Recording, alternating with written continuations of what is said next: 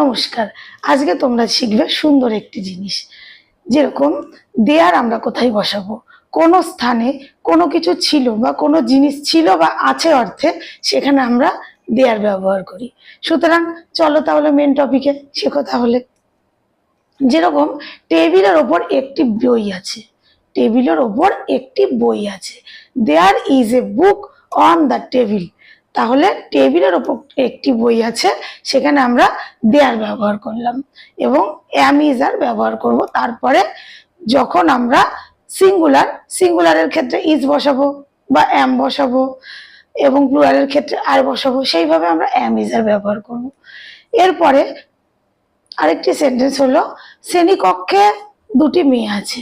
There are two girls in the classroom. শ্রেণীকক্ষে দুটি মেয়ে আছে। পুকুরে অনেক মাছ আছে। There are many fishes in the pond. পুকুরে অনেক মাছ আছে। এইখানে আমরা দেয়ার ব্যবহার করবো এই ক্ষেত্রে। কিন্তু দেয়ার ব্যবহারের পর আমরা একটা জিনিস মাথায় রাখবো, আমাদের অক্সিলারি ভার্বটা বসাতেই হবে। যেরকম অ্যাম ইজ আর ওয়াজ আর, এখানে কিন্তু হ্যাভ হ্যাজ কখনো বসবে না।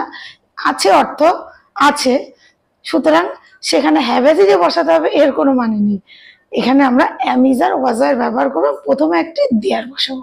সুতরাং তোমাদের যদি বুঝতে কোনো অসুবিধা হয় নিশ্চয়ই তোমরা কমেন্টে জানাবে, আমি আরো ডিটেলসে বলার চেষ্টা করব।